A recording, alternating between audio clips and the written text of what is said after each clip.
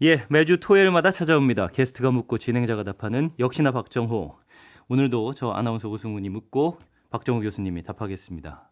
안녕하세요, 교수님. 안녕하세요. 오늘 무슨 날입니까? 오늘 개편하고 우리가 역시나 박정호가 아직도 살아남아 있다. 저는 살아남을 걸 알고 있었는데. 오늘은 오프닝에서 환율 얘기하셨어요. 맞습니다. 우리가 이제 환율 뭐 방어 이런 것도 나오는데 방어에 일단 성공을 했는데 우리 환율도 방어에 성공을 해야 될 텐데. 네. 네, 코로나19 이후에 사회 각 분야가 정말 근본적인 변화를 많이 가졌는데 환율도 그러할까 궁금합니다. 네, 맞습니다. 사실 코로나19가 경제뿐만 아니라 사회, 그다음에 인구 구조 등 전반적인 변화를 가져왔는데요. 그런데 많은 분들이 이런 것들을 사회나 경제 구조, 다른 곳의 변화는 우리가 직접 눈으로 목격하니까 쉽게 이런 변화가 생겼구나. 알긴 하는데 예. 사실 그거 못지않게 우리 생활 전반에 가장 큰 영향을 주는 변수인데 이게 바뀌었다는 걸 잘 모르시는 분들이 많아요. 그게 바로 환율도 구조적으로 바뀌었습니다. 그러면 요것부터 제가 근본적으로 좀 네. 여쭤볼게요. 우리 생활에 밀접하게 영향을 미치는 것 중 하나다. 네. 굉장히 중요하게 이렇게 말씀하셨는데 네. 어떤 면에서 환율이 이렇게 영향을 미치는 겁니까? 네.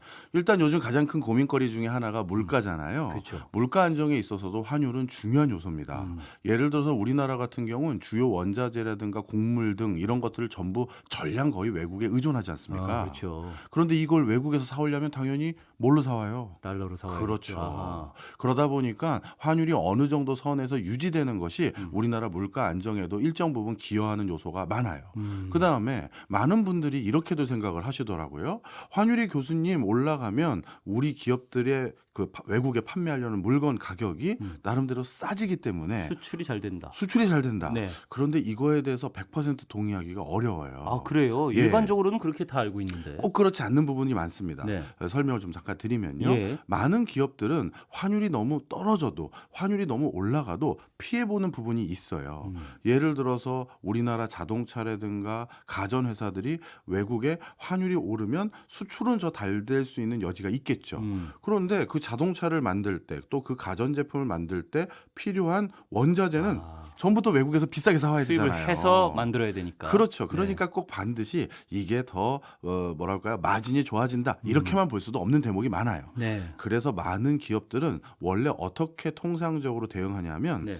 일정 그 환율대, 통상적으로 우리나라에서 뛰어노는 환율대 안에서 환율이 움직여만 주면 자신들에게는 크게 이득도 없고 손실이 없도록 계약서를 그렇게 작성하거나 그런 금융 상품을 사놔요.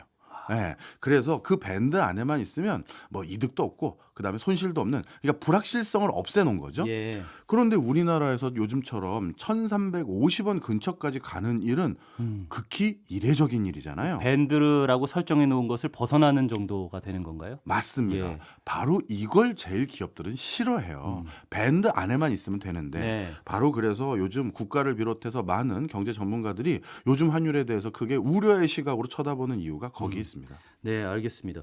오프닝에서 교수님께서 일본과 중국도 마찬가지다라고 하셨는데 네. 한중일 3국의 환율 상황을 좀 들여다봤으면 좋겠어요. 네. 예. 먼저 중국부터 할까요? 그럴까요? 예. 중국 같은 경우는 코로나19 이후 위안화 가치가 급격히 하락하는 형태로 재조정돼서 지금 위안화 가치가 이렇게 낮아진 적이 있었느냐라는 소리까지 들었던 적이 많이 있습니다. 예전에는 중국의 위안화가 달러를 넘본다 이런 얘기까지 있었잖아요. 맞습니다. 네. 그래서 위안화 가치에 대해서 나름대로 높게 평가해왔던 많은 경제 전문가들은 당혹스러워하고 있는데요. 예. 그 부분도 한번 질문 주셨으니까 설명을 드리면 사실 적지 않은 학자들이 위안화는 달러의 위상을 근본적으로 넘어서기는 어렵다라는 진단을 많이 해왔었어요. 그 이유는 뭘까요? 예, 좀 설명을 드리겠습니다. 네. 달러가 미국 내의 법정 통화가 아니라 전 세계인들의 화폐인 기축 통화가 될 수 있었던 가장 근본적인 이유는 네. 미국의 만성적인 무역 수지 적다 덕분이에요. 미국의 만성적인 무역 적자. 네. 네. 무슨 소리냐 하면요. 네. 우리가 어떤 화폐를 그 거래의 일반적인 수단으로 사용하려면 네. 내 주머니나 내 통장에 그 나라 화폐가 많이 있어야겠죠. 그렇죠. 그러면 미국의 법정 화폐가 미국 바깥으로 많이 나갈 수 있는 방법은 딱 하나밖에 없잖아요.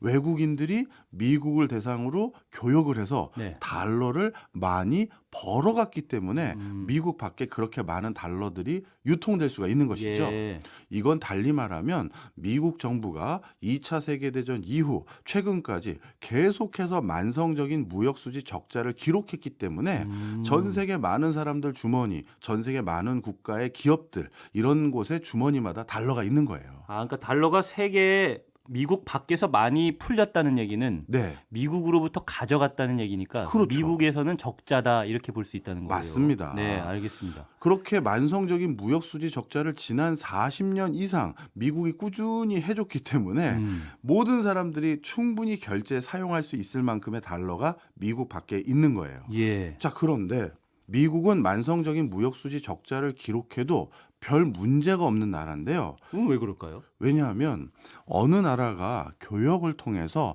어느 정도 외화를 벌어야 되느냐에 대한 여러 기준점들이 있는데 네. 실물 부분의 교역을 기준으로 말씀드리면 예. 그 나라의 기초적인 경제를 운영하는 데 필요한 에너지와 광물 이 두 가지를 사오는 데 필요한 그 정도의 달러는 항상 벌어놔야 돼요. 원자재에 필요한 돈이라는 거죠. 그렇죠. 네. 예를 들어서 예. 우리나라 경제가 움직이려면 전기 없으면 안 되잖아요. 네, 그렇죠. 그럼 전기 밝힐 수 있는 석유나 에너지원 사와야죠. 그리고 저도 먹고는 살아야 되잖아요. 휴대폰은 최신형으로 안 바꾸더라도. 그러니까 이 두 개 정도는 올해 수급할 수 있는 정도의 외화는 최소한 벌어놔야 되는 거죠. 네. 그런데 미국은 좀 전에 말씀드렸던 식량, 전 세계 식량의 오히려 공급자 역할을 하고 있는 나라가 미국이고 네. 그다음에 에너지 수급 체계도 사실 중동의 많은 국가뿐만 아니라 미국 내에도 자원이 많기 때문에 본인이 에너지 수급 체계의 상당한 결정권자예요. 네. 그러다 보니까 만성적인 무역 수지 적자를 기록한다 하더라도 이 두 가지 문제를 나름대로 대응력을 갖고 해결할 수 있는 여지가 있는 거죠. 예. 그런데 중국은 좀 상황이 달라요. 위안화가 전 세계인의 기축통화가 되기 위해서는 아까 달러처럼 전 세계 많은 국가들이 중국과 교역을 해서 위안화를 벌어가서 우리 위안화로 결제해서 사고 팔고 합시다. 이렇게 돼야 되는데 예. 그러려면 중국이 미국 못지않게 만성적인 무역수지 적자를 계속 기록해야 되는데 중국은 그럴 수가 없습니다. 아, 중국은 전 세계에서 석유를 가장 많이 수입해서 가져가는 국가 중에 하나고요. 뿐만 아니라 식량도 중국도 2000년대 이후 국민소득이 높아지면서 대표적으로 먹거리를 외국에 많이 의존하는 구조예요. 예. 그러니 중국도 반드시 무역수지 흑자를 기록해서 수출을 해야지만 경제가 일정 부분 가동하는 국가죠. 아, 그런 국가의 기축통화가 어떻게 외국에 풀려서 전 세계인들의 화폐로 통용될 수 있겠습니까? 기축 통화가 되기 위해서는 자국의 에너지와 식량과 관련된 그러니까 필수적으로 필요한 원자재를 확보할 수 있는 능력이 필수적으로 필요한 거군요. 뭐 그런 방법이든 어떻게든 네. 간에 적자를 계속해서 기록해서 바깥에 돈이 나갈 수 있는 경로를 줘도 국가에 하등 영향이 없는 구조기만 하면 되는데 그러기 위해서는 기초적으로 에너지랑 식량 같은 건 고민이 된다는 거죠. 알겠습니다. 근데 말씀하신 데 하등 영향을 주지 않지는 않을 거 아니에요? 그렇죠. 네. 그래서 요즘 미국도 네. 달러 가치가 자꾸 약화되고 네. 예, 미국의 지금 만성적인 무역수지 적자뿐만 아니라 재정 적자까지 계속 문제가 되다 보니까 예. 달러가 언제까지 위상을 계속 유지할 수 있느냐에 대해서는 갑론을박이 있습니다. 어. 그래서 최근에는 미국의 국가 신용 등급도 재조정해야 되는 거 아니냐 이런 얘기까지 있는 건 분명한 사실이죠. 네, 알겠습니다. 어쨌든 우리는 지금 중국 위안화의 가치를 얘기하고 있으니까 네. 다시 돌아가 보면 그렇다면 앞으로의 중국 위안화 가치는 또 어떻게 될까 이런 것도 궁금하거든요. 맞습니다. 좀 전에 말씀드렸던 것처럼 코로나19 전까지만 하더라도 미국과의 패권 전쟁 속에서 달러의 가치를 위협할 수 있는 어떻게 보면 화폐다 네. 이렇게 평가를 받아왔었고 중국 스스로도 그러한 권자를 한번 넘보려는 시도를 아예 안 한 것 같진 않아요. 대표적으로 그 IMF의 긴급 인출권이라고 해서 어느 나라가 급전 필요하다고 하면 돈을 융통해주는 그런 게 있는데 예. 거기에 자금으로 들어가는 게 어떻게 보면 전 세계에 의미 있는 결제 통화가 되는 거거든요. 지금 대표적으로 유로, 달러, 엔 이런 것들이 거기 많이 들어가 있는데 예. 거기 위안화도 편제됐어요. 그것은 본인도 이제 달러의 위상을 넘보겠다라는 일종의 시도일 수 있고요. 네. 그 다음에 위안화를 중국 내부가 아니라 역외 중국 밖에서 거래할 수 있는 거래소들을 여기저기 설치하는 것들을 많이 시도했었거든요. 예. 그런데 이것도 지금은 거의 상황을 접은 상황이다 보시면 돼요. 이렇게 많은 부분 달러의 위상을 넘보려는 이런 시도를 해왔던 건 사실인데 네. 지금 코로나 이후에는 180도 상황이 달라졌습니다. 그럼 그 부분은 어때요? 그 예전에 제가 뉴스에서 본 네. 건데 사우디아라비아에서 석유를 판매할 때 결제를 다 달러로만 할 수 있도록 약속이 돼 있었잖아요. 네, 근데 그렇죠. 그 부분을 위안화로 할 수 있도록 만들었다 중국이. 네. 이런 뉴스가 있었는데 네. 그래서 석유에 대해서 거래를 할 때 달러가 아닌 위안화로도 할 수 있으면 네. 지금은 석유 때문에 지금 달러가 기축통화로 유지를 하고 있는 그런 가장 요소가 큰 많죠. 요인이잖아요. 네. 그러면 위안화도 어쨌든 결제를 위안화로 할 수 있으면 네. 석유를 그럼 위안화가 기축통화로 가는 길이 크게 열렸다 이런 평가가 있었거든요. 그 지금은 그 부분은 어떤가요? 그 비슷한 일을 두 번 했는데요. 네. 해석이 완전히 달라요. 어. 코로나19 전에는요. 런던 그 증시에서 런던 거래소에서 네. 그 원유를 사고 파는 그 어떻게 보면 금융 상품의 그 결제를 네. 위안화로 할 수 있는 상품을 하나 런던의 한 금융회사가 만들었어요. 이것은 그 당시만 하더라도 위안화가 드디어 달러의 위상을 넘보려는 시도를 드디어 하는구나 네. 이런 인식이 됐었는데 네, 네. 그때 그 위안화로 사고 팔 수 있는 금융상품 만든 그 런던의 금융회사는 네. 그 뒤로 미국에게 정말 된소리를 맞았어요. 어. 그래서 그때 해석은 위안화가 달러의 위상을 넘보려는 시도였다라고 해석을 하는데요. 네. 방금 말씀 주셨던 코로나19 이후 사우디에서 사오는 원유나 천연가스, 네. 기타 중동 지역도 마찬가지고 이거에 대한 대금 결제를 위안화로 하겠다는 건 중국이 정말 급하구나 이런 인식으로 해석하는 게 더 일반적이에요. 어떤 면에서 급하다고 해석을 하는 걸까요? 설명을 드리겠습니다. 아까 말씀드린 것처럼 최근 위안화의 위상이 점점 약화됐다고 말씀드렸잖아요. 예. 그것은 그만큼 예전만큼 중국이 수출을 많이 못해요. 예전에 중국은 GDP의 20% 이상이 수출에서 거둬들인 성적표였는데 네. 근데 요즘은 이게 반토막이 돼서 10% 초반까지도 떨어지기도 했습니다. 그러면 중국은 쉽게 얘기해서 외국으로부터 달러를 많이 못 벌어왔다는 거죠. 예. 그럼 국내에 외화가 없으니까 상대적으로 외화는 귀한 것이 되고 그럼 상대적으로 위안화가 약해지잖아요. 예. 그럼 위안화가 약해졌으니 중국은 예전처럼 계속 석유를 사오거나 원자재를 사오거나 식량을 사올 때 비싼 대가를 치를 수밖에 없는 거죠. 그런데 수출은 안 되는데 점점 이렇게 약한 위안화로 이런 걸 결제하려고 하니까 부담은 가중되겠죠. 네. 그래서 선택한 게 중동 지역 같은 경우는 어차피 우리가 중동에서 석유 사올 것이고 중동 지역의 많은 국가들은 중국으로부터 값싼 생필품과 공산품 사오거든요. 예. 그럼 너랑 나랑의 거래는 굳이 달러로 환전해서 다시 거래하지 말고 그냥 우리는 그냥 위안화로 하자. 내가 지금 달러 수급이 원만하지가 않아요. 그걸 내가 다시 달러로 환전해서 하려니까 수수료까지 내야 되고 뭐 내야 되고 미국 눈치도 보이고 그러니 우리들끼리는 그냥 위안화가 편하지 않겠습니까? 이런 제안을 그런 관점에서 한 거예요. 과거의 한 차례보다 어쨌든 다른 이유 때문에 그렇죠. 시도를 한 거다. 급하게. 그렇습니다. 근데 이 부분에 대해서도 미국이 어쨌든 발끈하지 않겠습니까? 당연히 발끈하죠. 이 미국은 어떻게 대응했나요? 미국 같은 경우는 지금 중국을 코너로 몰아서 패권에 도전하는 걸 막기 위한 시도를 하고 있지 않습니까? 예.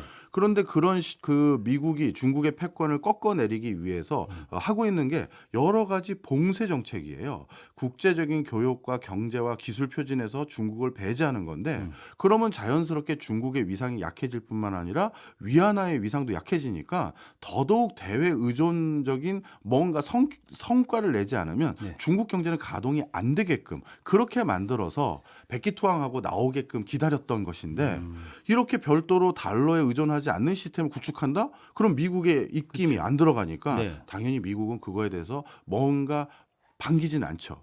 그런데 상대가 또 사우디이다 보니 예. 이 빈살만이 또 말 듣는 성격이 아니거든요.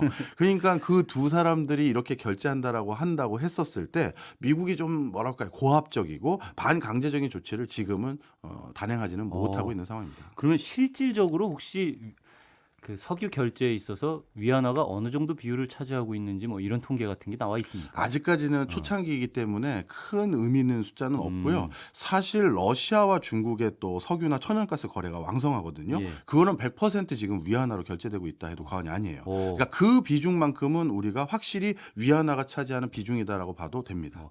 어쨌든 그렇게 변화는 있는 상황인 건데 예. 그럼에도 불구하고 중국의 위안화 가치는 앞으로도 좀 고전을 면치 못할 것이다라는 예상을 하고 계신 것 같아요. 맞습니다. 네. 바로 그런 상황에서 중국 역시도 지금 가장 크게 본인들이 바라고 있는 대목은 네. 미국의 기준금리 인하예요.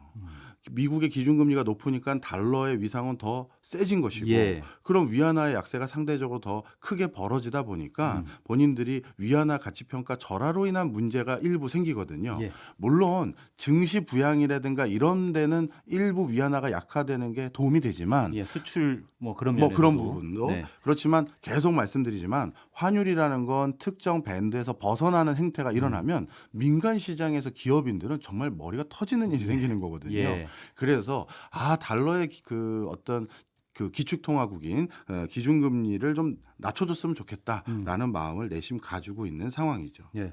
근데 어쨌든 중국이 지속적으로 노력을 해왔잖아요. 1대1로라든지 네. 아까 말씀하셨던 그 중동과의 석유 위안화 결제라든지 이런 것들을 계속 시도하고 있음에도 불구하고 어쨌든 미국의 좀 곱지 않은 시선 때문에 어려울 것이다라는 전망인 거죠. 그러면. 네. 그래서 중국이 달러를 의존하지 않는 원자재나 식량이나 이런 필요한 것들을 수급하기 위한 방법으로 네. 좀 전에 살짝 언급해 주셨던 그 단어 1대1로 사업을 적극 활용하려고 생각을 하고 있는 거예요. 예. 이 1대1로 사업은 사실 중앙아시아 지역이라든가 중남미 지역 또는 아프리카까지 포함되어 있는데요. 그들 국가들의 인프라를 구축해 주는 사업이거든요. 네. 근데 인프라를 구축해서 중국이 얻는 게 무엇이냐라고 했었을 때 그 나라가 가지고 있는 자원 그리고 그 나라에서 기초 원자재를 수급하기 위한 별도의 파이프라인을 미국을 거치지 않는 그거를 목표로 하는 부분이 많습니다. 그래서 1대1로 사업이 가지고 있는 함의는 어찌 보면 우리가 달러에 의존하는 구조를 탈피하고 위안화 약세를 극복하기 위한 하나의 대안으로 생각하는 것이거든요. 예. 그 얘기는 달리 말하면 중국 내부에서 지금 스스로의 위안화의 가치를 어떻게 전망하고 있다? 앞으로 약세가 중론일 가능성이 많다라고 스스로 진단하고 있는 거예요. 그게 스스로 진단하는 것이 그렇게 표현이 되는 것이다. 그렇죠. 알겠습니다. 일부 시간이 한 2분 정도 남았는데요. 네. 일본 상황으로 이제 넘어가야 될 텐데 2부에서는 네. 살짝 건드려 볼게요. 얼마 전에 마이너스 금리는 일단 종식을 했잖아요. 네. 초엔저 현상 이렇게까지 표현을 하던데 요거는 왜 유발된 건지 짧게 좀 정리를 해 주실 수 있을까요? 네, 설명 좀 드리겠습니다. 어떻게 보면 일본 경제를 살려내기 위한 대대적인 단행이었다 이렇게 보시면 되겠습니다. 일본은 중국과 달리 내수 비중이 조금 더 절대적인 의미를 갖고 있는 국가예요. 그러니까 내수가 활성화되는 게 또 여러 가지 지금 고민거리 중에 하나고요. 예. 그러려면 사람들이 돈을 적극적으로 써야 되는데 이 돈을 적극적으로 쓰게 만들려는 방법은 간단하죠. 은행 금고에 돈 넣어놓지 마 이렇게 해야 되는 거잖아요. 예. 그래서 선택했던 대표적인 방식이 뭐냐 하면 금리를 아예 마이너스 금리로 바꿔버리는 거예요. 그럼 무슨 얘기냐면 우리가 원래 은행에 돈 맡기면 이자 받잖아요. 그렇죠. 그것 때문에 돈을 넣어놨는데 마이너스 금리보다 내야 돼요. 보관료를 내라는 거죠. 네. 이 부분도 오해하시면 안 됩니다. 그럼 일본의 국민들은 은행에 돈 넣어놓고 나면 전부 돈을 일부 수수료를 받아서 돈을 떼고 원금도 안 주는 겁니까? 이 질문을 많이 하시는데 네. 일반 개인에게는 마이너스 금리가 적용되는 게 아니에요. 그래서 뭐냐면 기업에게 투자를 하라고 하는 거잖아요. 예. 그래서 그 통장에 들어가 있는 돈 그리고 거래 규모가 큰 사람인지 아니면 작은 개인인지에 따라서 그 차이를 둬요. 그래서 실질적으로 의미 있는 수준의 큰 기업에게 마이너스 금리를 적용하는 네. 것이지 일본에 유학가 있거나 아니면 일본에 살고 있는 많은 사람들이 내 통장에 100엔 넣어놨는데 그게 99엔 됐다. 이런 일은 실질적으로 안 생깁니다. 예, 알겠습니다. 일본까지 좀 건드려 봤는데 일본 경제 살리기의 일환이다라는 말씀해 주셨어요. 조금 더 설명을 해주실까요? 네, 그래서 실질적으로 마이너스 금리를 하게 되면 기업인들은 투자를 할 수밖에 없고 네. 그 과정에서 당연히 고용이 유발되고 그럼 뭔가 새로 직장을 갖게 된 사람들은 당연히 소비를 할 수 있는 여지가 생기겠죠. 예. 그러면 소비, 투자, 고용 이게 살아나니까 일본 경제가 다시 성장할 수 있지 않을까 그런 기대감 때문에 극단적인 마이너스 금리까지 오랫동안 선택을 해왔던 겁니다. 네. 그런데 이렇게 해서 극단적인 마이너스 금리가 되니까 일본은 뭐 일본 화폐 내가 가지고 있어도 이자도 못 받네 이런 생각이 되다 보니 엔화 가치가 낮아졌을 수밖에 없었던 예. 거죠. 그래서 뭐 우리나라 사람들 여행 많이 간다고 막 그러고 그랬잖아요. 그거는 이제 코로나19 이후, 지금은 코로나19 전은까지 말씀드린 예. 거고요. 그런데 지금 말씀 잘해 주셨어요. 그런데 코로나19가 터지자마자 일본이 마이너스 금리를 더 공고히 유지했고요. 네. 최근까지도 마이너스 금리를 유지했거든요. 그러다 보니까 초저엔 현상들이 생겨나기 시작했고 예. 그것 때문에 방금 오승원 아나운서께서 말씀 주셨던 것처럼 전부 일본에 관광 간다든가 일본 물건 싸졌다 해서 전부 글로 가게 됐잖아요. 예. 그러면 여기서 이제 질문이 나오죠. 일본이 그렇게 엔화를 낮춰서 경기를 살리려고 했었었는데 예. 그렇게 경기를 살리려고 해놓고선 진짜 엔저가 돼서 요즘 경기 살아난 것처럼 일어났는데 그 코로나19 기간 동안을 보면 황당한 일을 해요. 뭐냐면 예. 엔화 가치가 단기간에 너무 극단적인 수준까지 떨어지니까 예. 엔화 가치를 올리기 위해서 일본 정부가 인위적으로 환율에 개입을 합니다. 시장 조작을 한 거예요. 엔저를 유지를 하려고 일부러 그랬는데 경제 네. 살리기의 일환으로. 그렇죠. 그런데 어쨌든 아까 말씀하신 그 밴드 아래로 너무 내려갔다는 판단에서 올리려고 한 건가요? 정답입니다. 어. 바로 제가 학생들에게도 그 얘기를 많이 하는데요. 예. 그 질문을 계속 하더라고요.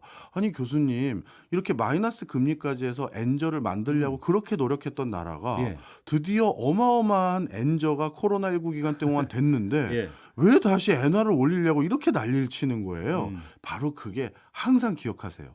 환율이라는 건 어떤 사회적으로 받아들여질 수 있는 그 밴드 안에서만 움직이기를 기업들이 희망하는 것이지 네. 뭐 너무 떨어지거나 너무 높은 거는 오히려 모든 기업들에게 경제적으로 큰 불확실성으로 다가오는 겁니다. 이게 일본 내에서 이 밴드를 벗어났다는 인식이 더 컸었던 건가요? 아니면은 일본 밖에 무언가 대외 거래를 할 때의 불확실성이 훨씬 커졌다 이런 위기감을 느꼈던 걸까요? 그게 사실은 같죠. 왜냐하면 같아요. 일본 내부에 있는 기업 주체가 결국 돈을 송금하는 건 내부에 송금하기도 하고 외부에 송금하기도 하는데 그렇죠. 예. 그 차이가 사실 구분하기가 모호할 때가 있어요. 은행에 돈을 줬지만 은행은 다시 외국에 줄 수도 있고 하는 거니까요. 그렇죠. 예. 그러다 보니까 결국 그 환율이 일정 밴드를 벗어났다는 인식은 외국이나 일본 내부나 동일하게 하는 편이고요. 그런데 그걸 벗어났기 때문에 예. 이걸 그 밴드 안으로 다시 집어 넣을지 안 집어 넣을지는 일본 정부가 판단을 하는 건데요. 예. 그 코로나19 기간 동안 일본 정부가 자신들이 생각하는 적정 환율선을 유지하기 위해서 시장에 개입한 수준이요. 예. 야, 정말 이렇게까지 해도 되는 건가 싶을 정도로 제가 당혹스러웠는데 정확한 숫자를 제가 좀 찾아왔어요.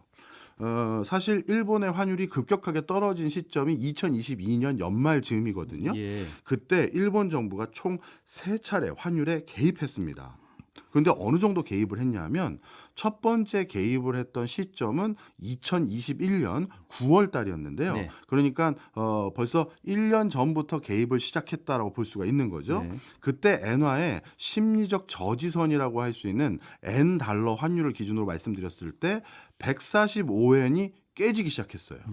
이 145엔이 깨지니까 일본 정부도 당황한 거예요. 예. 심리적으로 145엔은 절대 안 깨질 거다. 예. 이렇게 생각했는데 그게 깨지니까 급작스럽게 일본 정부가 어떻게 했느냐? 3조 엔을 풀어요. 우리로 따지면 30조 원을 푼 거죠. 그렇게 해서 달러를 팔고 엔화를 사들여요. 그래서 엔화는 시중에서 숫자를 줄이고 달러 공급은 늘려서 네. 달러 가치는 떨어뜨리고 엔화 가치는 올리는 거죠. 예. 그거를 한번 했어요. 그리고 나선 이제는 좀 괜찮겠지라고 생각을 했던 게 그때 일본이 환율에 이렇게 개입한 게 24년 만에 있었던 일이고요. 예. 그리고 이 개입한 투자 규모 역시 2차 세계대전 이후 가장 큰 규모로 돈을 인위적으로 뿌린 거거든요. 자, 그렇게 개입을 했는데 그런데 그 당시 일본의 엔화가 안정이 됐느냐? 안정이 되지 않았어요. 그래서 N달러 환율이 어떻게 됐느냐? 다시 며칠 뒤에 1,500엔을 돌파합니다. 그래서 일본 정부에서 다시 정말 깜놀라서 1,500엔이 아니고 150엔? 죄송합니다. 150엔을 네. 돌파해서 그래서 일본 정부가 정말 깜짝 놀라서 네. 5조 엔을 추가로 투입해서 금융시장에 시장에 또 개입을 해요. 지난번보다 더 크게 했네요. 네. 그리고 다시 사흘 뒤에 또다시 150엔을 또 돌파하자 일본 정부가 추가적으로 또 시장에 개입을 합니다. 예. 그래서 결국에 급한 불을 껐어요? 나름대로 심리적 저지선은 막았어요. 그런데 그 당시 일본 정부가 네. 이렇게 엔화 가치 하락을 급격하게 막기 위한 노력을 하는 것을 보고 시장에서는 어떤 생각을 갖게 됐냐면 이제 일본 환율 조작국으로 지정되기 직전이구나 생각을 했어요. 환율 조작국으로 지정되면 어떤 제재를 받나요? 그럼요. 이 환율 조작국은 누가 지정하는 거냐 하면 예. 미국이 지정합니다. 우리나라의 수출을 더 많이 하기 위해서 인위적으로 환율을 조작하는 국가들이 있을 경우에는 네. 거기에 대해서 그 나라의 수출품을 일부 못 들어오게 막을 수 있는 그런 권한을 발동시켜요.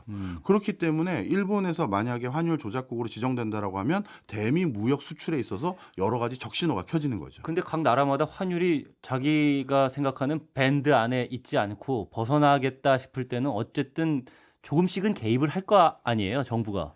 근데 이게 조작국 정도의 개입인지 아니면 그냥 통상적으로 정부가 할 수 있는 정도의 개입인지 이걸 판단하는 기준 같은 거는 뭐 마련돼 있는 건가요? 있습니다. 미국 정부에서요, 재무부에서 매년 2번 정도 환율 보고서라는 걸 발표합니다. 네. 거기 보고서의 내용을 보면요, 우리는 이런 기준으로 환율 조작국인지 아닌지를 결정합니다라는 3가지 기준이 있는데요. 예. 첫 번째는 외환 시장에 개입하는 규모와 기간을 가지고 얘기합니다. 규모와 기간. 예, 외환을 매수하는 규모가 GDP 대비 2% 수준을 넘어서면 일단 이거 환율 조작국으로 지정할 수 있는 요건이 되는 예. 거고요. 그리고 이렇게 매수하는 기간이 8개월 이상 순매수를 계속할 경우 예. 이것도 환율 조작국으로 지정될 수 있는 첫 번째 요건에 하나 해당되는 거예요. 예. 그다음 두 번째는 경상수지 흑자입니다. 적자를 너무 보고 있어서 도저히 국가 경제가 파탄 날 것 같으니까 네. 그래서 환율을 좀 조작해서 좀 우리가 버티려고 합니다. 그런 것까지 미국이 뭐라고 그러진 않겠다. 대신 우리에게 엄청난 돈 벌어가려고 이렇게 계속 환율에 인위적으로 개입하고 있다고? 그건 안 돼. 라고 해서 두 번째 요건이 경상수지 흑자를 기록해야 되는 게 있고요. 예. 세 번째는 대미 무역수지 흑자 규모가 150억 달러 이상이 되었을 때 환율 조작국으로 지정하는 요건이 됩니다. 알겠습니다. 바로 그래서 대부분의 나라라고 하면 너무 많은 숫자일 것 같고요. 네. 미국과의 교역이 적지 않은 규모가 있는 나라들 중에서 일정 국가들 같은 경우는 8개월을 넘지 않는 선에서 그리고 시장 개입하는 그 규모 금액은 어느 정도 선에서 살짝 안 한다라고 하면 거짓말이에요. 그러니까 눈치 봐가면서 한다. 그렇죠. 그렇게 그게 제일 정리할 수 적합한 있겠네요. 표현이네요. 예. 눈치 봐가면서 하는 거죠. 그런데 좀 전에 말씀드렸던 일본의 상황은 이건 눈치 보는 게 아니라 시장에 30조 원을 풀어버리거나 이런 정도면 어떤 문제가 있냐면 그냥 시장 원리, 수요와 공급과 시장 메커니즘을 봤었을 때 예. 미국의 여러 투자 은행들과 금융가에서는 엔화 가치가 더 떨어질 것 같은데 그리고 그걸 믿고 베팅을 그렇게 했을 거 아니에요. 예. 그러면 진짜 그렇게 흘러갔으면 미국의 금융가는 엄청난 돈을 벌 수도 있었겠죠. 예. 그런데 갑자기 일본의 중앙은행과 정부에서 시중에 돈을 확 달러를 뿌려가지고 달러 가치를 폭락시키고 엔화 가치를 올리면 네. 이거는 시장 접근이 아니라 인위적으로 조정한 그렇죠. 거니까 예. 미국의 금융회사들은 큰 낭패를 볼 수가 있잖아요. 그러다 보니까 환율 조작국으로 남의 나라를 지정할지 말지를 왜 미국이 정하느냐라고 했었을 때 미국도 나름대로의 사유는 있긴 한 겁니다. 네. 그런데 일본이 너무 크게 개입하지 않았습니까? 그래서 그 당시에 11월 달 즈음에 발표될 미국 재무부의 환율 보고서 내용을 다들 정말 손꼽아 기다렸어요. 일본을 어떻게 할 것인가. 그렇죠. 예. 바로 그 보고서에서 발표가 되거든요. 네. 이제 일본은 환율 조작국입니다 하면 야, 일본 이제 미국 수출 어떻게 되는 거야? 이렇게 되는 거거든요. 그런데 그 미 재무부의 환율 보고서에 일본에 대해서 한 페이지 이상의 그 페이지를 할애해서 예. 언급을 해놨는데요. 뭐라고 언급을 해놨냐면요. 일본이 최근 환율 시장에 개입한 거를 우리가 알고 있다. 그런데 일본 정부는 G7 회의를 비롯해서 여러 국제 회의 때마다 우리 미국 정부에게 자신들이 환율 시장에 개입하고 있는 것을 알려주려고 노력을 해왔고, 예. 그러니까 몰래 개입한 게 아니라 예. 우리 상황이 이렇기 때문에 우리 개입할 수밖에 없습니다. 자신들에게 미리 통지했다는 거예요. 그러면 그걸 통보받은 미국 정부 입장에서는 미국 금융가나 미국의 민간 기업들이 피해보지 않도록 미리 전달할 수도 있겠죠. 미리 대비를 시켜줄 수 있으니까. 그렇죠. 예. 그렇게 대비를 시켜주는 어떤 여지를 뒀기 때문에 그리고 지금은 코로나19라는 아주 예외적인 상황으로 네. 이거는 눈 감아주겠다라는 선처를 해주셨어요. 네. 아니 그 선처라고 표현하셨는데 네. 그렇게 생각이 될 수밖에 없는 게 네. 아까 그 조작이라고 표현하셨는데 네. 어쨌든 거기에 개입한 규모나 시점 그리고 3번이나 했잖아요. 네. 그걸 생각하면은 이게 눈 감아줄 정도는 아닌데 네. 그러면 내가 어쨌든 그 기축통화국으로서 환율 조작국을 지정하는 곳인데 네. 내가 스스로 좀 봐줄게 이런 느낌이 없지는 않아요. 맞습니다. 그래서 일본 같은 경우는 어떻게 보면 미국의 우방 국가로서 배려를 받은 건지 아니면 진짜 본인들이 어쩔 수 없는 상황으로 환율을 조작한 것을 미국에게 통지했고 네. 그리고 미국이 그때 수용하겠다는 발언을 안 했거든요. 그래서 일본의 기시다 내각의 재무상이나 중앙은행 총재가 뭐 G20 회담 때 인도네시아 현지에서 다시 미국 재무장관과 2시간 따로 면담도 신청하고 아주 긴박하게 컨펌을 받으려고 이거 허용하신 거죠를 들으려고 했는데 끝까지 발언을 안 했었어요. 근데 보고서상에서 오케이를 해준 거죠. 근데 제가 알고 있기로 중국은 거의 지속적으로 환율 조작국에 들어가 있죠. 그렇죠. 그리고 우리나라도 얼마 전에 어쨌든 환율 조작국으로 지정된 때가 됐다가 있었고 빠진 거죠. 예, 지금은 네. 또 빠졌다고 알고 있는데 중국 얘기 잠깐 그럼 해드릴까요? 중국은 환율 조작국으로 지정될 요건 중에 한 가지는 충족이 되어 있어요. 바로 대미 무역수지 흑자. 예, 그건 충족이 되어 있었는데 예. 환율 관리 정책의 목적이라든가 역외 시장 규모 등 환율 메커니즘에 대한 투명성이 너무 부족해요. 그래서 중국은 환율 조작국으로 지정을 해야 될지 말아야 될지에 대한 객관적인 증거도 미국 재무부가 확보하기가 좀 어려운 부분이 자료 있어요. 자체가 없어요. 그렇습니다. 예. 그러다 보니까 이 투명하게 또 환율을 관리할 수 있는 아예 시장 터전도 없는 상황이고 그래서 뭐라고 했냐면 미 재무부 보고서에는 특별한 주의 관찰 국가 이게 중국을 분류하는 별도의 어떤 용어예요. 특별 주의 관찰국. 네. 알겠습니다. 우리나라는 그때 왜 지정됐던 거예요? 우리나라도 환율 조작국으로 지정될 수 있는 요건 3가지 중에서 2가지는 항상 충족하죠. 우리는 수출 잘하는 국가고 경상수지 흑자, 그리고 미국에서도 나름대로 또 무역수지 흑자 보고 있잖아요. 대미 흑자. 그렇죠. 2가지가 충족이 되는 거예요. 그래서 우리도 항상 환율 조작국으로 지정될 수 있는 우려들이 많아요. 그런데 그때 미국이 좀 전에 말씀드렸던 환율 보고서 예. 거기에서 일본 언급과 함께 우리나라도 언급이 되어 있어요. 예. 근데 우리나라 언급은 아주 교묘하게 표현이 돼 있거든요. 뭐라고 돼 제가 있어요? 그거를 그대로 번역해서 가지고 왔거든요. 예. 이거를 보시면 약간 뭐라고 해야 될까요? 조금 톤앤 매너가 다르다는 걸 알 수가 있는데요. 네. 한국은 네. 3가지 요건 중 2가지인 경상수지 및 대미 무역수지 흑자 가로 닫고 네. 이거를 충족하면서 그래서 관찰 대상국은 유지할 것이다. 그러나 최근에 관찰 대상국에서 제외된 건 사실이죠. 예. 그런데 이 용어와 함께 뭐라고 써 있었냐면 예. 한국의 외환 시장이 발달했으며 한국의 외환 시장이 발달했다. 왜냐하면 우리가 외환 시장이 자유롭게 거래할 수 있는 시장은 아직은 아니거든요. 근데 발달됐다는 표현을 썼고요. 시장 개입을 그래서 어떻게 보면 확인할 수 있다라는 용어인 것 같아요. 이 발달했다는 표현이. 예. 그러면서 마지막으로 뭐라고 써놨냐면 예외적인 상황에 한해 환율 개입이 나타나야 한다고 우리는 평가한다. 이게 무슨 표현일까요? 환율 개입이 나타나야 한다고 평가한다. 잘 그러니까 모르겠는데요. 너희도 극단적인 상황이 도래하면 네. 코로나19라는 상황 때문에 그러면 일부 예외적인 상황에서 환율 개입이 해도 될 거야. 나타나야 한다라는 게 해도 될 거야. 그런데 그 이상은 하면 안 돼. 나타나야 한다라는 어떻게 보면 명령조인 거잖아요. 알겠습니다. 이게 명령조라는 거는 어떤 어감을 가지고 있는지 어떤 선을 넘어서 환율에 지속적인 개입을 하거나 너무 인위적인 조작을 많이 할 경우 우리나라는 환율 조작국으로 단번에 편입될 가능성도 그러니까 있는 거죠. 중국과 우리나라의 차이점은 어쨌든 판단 자료는 우리는 있다. 중국은 아예 그것조차 좀 불투명하기 때문에 특별 주의 관찰국으로 지정을 한다. 이렇게 볼 수 있겠네요. 보고서에는 그렇게 써 있어요. 음. 그런데 실제는 네. 저는 이렇게 해석합니다. 네. 미국이 사실 중국의 외환시장 거래 내역도 확인할 수 있어요. 요즘은 모든 게 전산화잖아요. 그렇죠. 특히 큰 거래는 다 전산이거든요.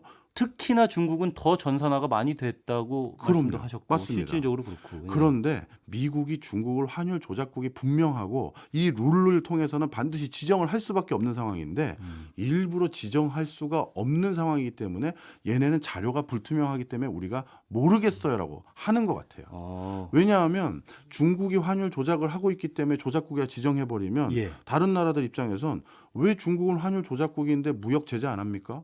왜 통상에 대해서 그대로 놔두죠? 그 소리 나올 거 아니에요. 그럼 중국을 무역 제재를 강하게 해버리면 일단 미국이 필요한 공산품이나 원자재 상당 부분을 중국에 의존하는 부분도 문제가 생길 거고 그리고 중국과의 관계도 훨씬 냉랭하다 보니까 예. 풀어야 될 실타래가 너무 복잡해지는 거죠. 이미 중국에 그냥 무턱대고 제재하기에는 중국의 세계 경제에 미치는 영향이 그만큼 크다 이렇게 판단할 수도 있는 거네요. 맞습니다. 알겠습니다. 오늘 재밌네요. 우리나라 상황도 좀 알아봐야 될 것 같아요. 시간이 얼마 남지는 네. 않았는데 일본과 중국의 상황, 우리나라에 어쨌든 주는 시사점이 있겠죠. 맞습니다. 일단 우리나라에게 지금 당장 더 큰 시사점을 주는 거는 일본이에요. 일본이 어떻게 보면 지금의 일본의 경제 구조를 우리가 더 쫓아가는 듯한 모습이 하나 있는 게 예. 주력 산업의 생산 거점 기지가 전부 외국으로 이전되기 시작했어요. 이제 앞으로 우리나라에 큰 돈 벌어줄 대표적인 산업군 중에 하나가 2차 전지고 또 배터리 전기 자동차고 예. 그다음에 또 한 가지가 반도체인데 요즘 이쪽 분야의 새로운 공장들을 대부분 미국을 중심으로 한 해외에 짓고 있거든요. 그럼 어떤 문제가 생기냐면 일본과 유사한 구조가 생길 가능성이 있어요. 네. 일본은 어떻게 되냐면 프라자 합의를 통해서 엔화 가치가 급등하고 미국 정부가 일본의 경제를 누르기 위해서 여러 가지 관세 부과라든가 이런 제재를 가하니까 예. 일본 내부에서 생산해서 외국에 팔기가 일본 기업들이 너무 어려워진 거예요. 그래서 도요타를 중심으로 한 많은 기업들이 해외에 거점 공장을 짓고 거기서 생산해서 그 근처 나라들에게 판매하는 전략을 추진했거든요. 그랬더니만 무슨 문제가 생겼느냐? 기업들은 여전히 일본 기업들이 잘 나가니까 수출은 잘 돼요. 예. 그런데 수출을 했으면 국내 달러가 쌓여야 되는데 들어와야 되는데. 달러가 안 들어오는 거죠. 왜? 현지 공장에서 생산해서 현지에서 팔았으니까요. 그러면 그 공장은 별도 법인이잖아요. 예. 우리 삼성전자 미주 법인, LG전자 뭐 유럽 법인 이렇게 되는 것처럼. 예. 그럼 그 법인의 주력 통장은 그 근처 금융회사에 계좌를 터놓은 것이고 그러면 계속 버는 돈, 계속 집행할 돈이 앞으로도 계속 생길 거니까 예. 그 법인 갑자기 빼는 거 아니잖아요. 그러니까 그쪽에서 번 돈이 그쪽 금고, 그쪽 계좌에 잔뜩 저장되어 있는 거거든요. 그러다 보니까 수출이 잘 돼도 국내에 달러가 유입이 안 되는 거죠. 예. 자, 그러면 이걸 다시 국내로 돌아와 볼게요. 우리나라 상황 한번 돌려서 생각해 보겠습니다. 앞으로 우리나라 2차 전지 기업이 미국에 수출을 왕창 했대요. 그러면 그 결과 예전 같으면 그 수출한 결과로 달러를 많이 벌어왔으니 우리나라의 달러가 넘쳐나야겠죠. 그런데 지금 그 2차 전지 공장을 다 어디다 짓고 있다? 미국에 짓고 있거든요. 그러면 수출을 해서 번 돈이 미국 시중은행의 금고 어딘가에 들어가 있는 거잖아요. 그러니 국내의 달러가 수출이 잘 돼도 유입이 안 되는 거예요. 그럼 환율이 어떻게 될까요? 올라가죠. 네. 왜냐하면 국내 달러가 없으면 귀한 것이 되니까 네네. 환율이 올라가거든요. 예. 그래서 이렇게 표현해도 적합할 것 같아요. 예. 이런 구조가 계속되면 우리나라의 적정 환율 조닝 때가 바뀔 수도 있는 거다. 예전에 우리 코로나19 전에 한 10여 년 이상 기간 동안 우리나라의 적정 환율 조닝 때라는 건 1,200원 선을 기준으로 해서 왔다 갔다 했었거든요.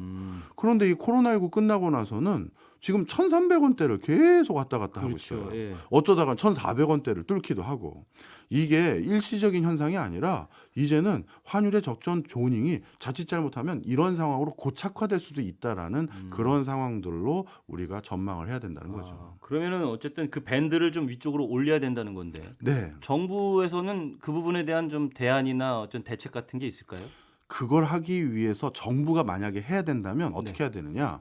기업인들은 이미 금융 상품이나 외국과의 거래 계약서를 썼을 때 예. 환율이 1,200원대 언저리니까 요걸 기준으로 3년간 요 금액 받는 걸로 납품합시다. 그 계약서가 써 있을 거 아니에요. 네. 아니면 요 금액으로 수입합시다. 써 있을 텐데 이게 갑자기 1,300원대로 10% 가까이 오르거나 심지어 1,400원대로 20% 좀 안 되는 선까지 올라가 버리면 예.